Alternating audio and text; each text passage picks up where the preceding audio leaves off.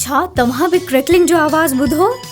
तव्हां सोचींदा हूंदो त मुंहिंजा वार ईअं छो थी विया आहिनि, जीअं मूंखे करंट लॻो हुजे। हा हा हा हा हा, फिक्र न कयो, ही स्टैटिक करंट आहे। छा तव्हांखे ख़बर आहे त स्टैटिक करंट छा थींदो आहे?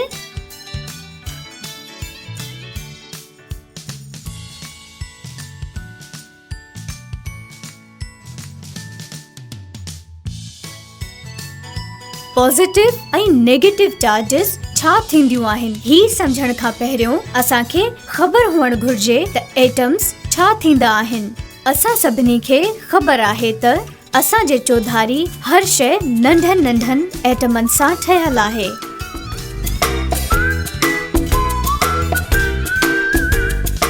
हर एटम जे विच में न्यूक्लियस जे चौधारी इलेक्ट्रॉन्स घुमंदा रहंदा आहिनि। प्रोटॉन्स जी चार्ज पॉजिटिव हूंदी आहे, जॾहिं त इलेक्ट्रॉन्स जी चार्ज नेगेटिव थींदी आहे। जीअं त तव्हांखे ख़बर आहे त कंडक्टर्स जा इलेक्ट्रॉन्स आज़ादीअ सां हरकत करे सघनि था, जॾहिं त गैर धातु इंसुलेटर्स जा इलेक्ट्रॉन्स आसानीअ सां हरकत न करे सघंदा आहिनि। जॾहिं अहिड़ा ॿ ऑब्जेक्ट हिक ॿिए सां महटबा, जिन में हिकु धातु हुजे ऐं ॿियो गैर धातु, त जमूद फ्रिक्शन जे करे धातु जा इलेक्ट्रॉन तवानाई हासिल करे उन खां ॿाहिरि निकिरी वेंदा आहिनि, जंहिं करे हू पॉजिटिव चार्ज रहिजी वेंदो आहे।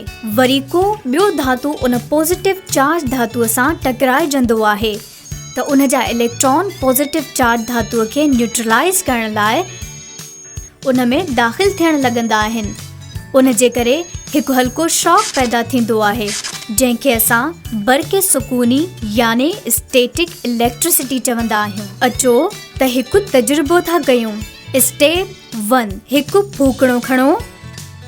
स्टेप 2, उनखे पंहिंजे वारनि सां महिटियो 10 खां 12 सेकेंडनि ताईं।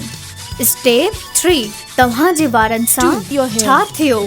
हक़ीक़त में थींदो ईअं आहे त जॾहिं फूकणे खे वारनि सां महिटियो वेंदो आहे त असांजे वारनि मां कुझु इलेक्ट्रॉन फूकणे ते हलिया वेंदा आहिनि ऐं उहे नेगेटिव चार्ज थी वेंदा आहिनि, जॾहिं त असांजा वार पॉजिटिव चार्ज रहंदा आहिनि, छो त ऑपोजिट चार्जिस हिक ॿिए खे छिकींदियूं आहिनि।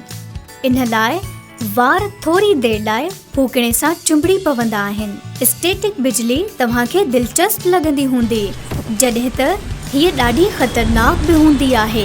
खिमण जो बि कंहिं ते किरण स्टैटिक बिजलीअ जो हिकु ताक़तवर मिसाल आहे। अचो त इहो ॼाणूं ही कीअं थींदो आहे।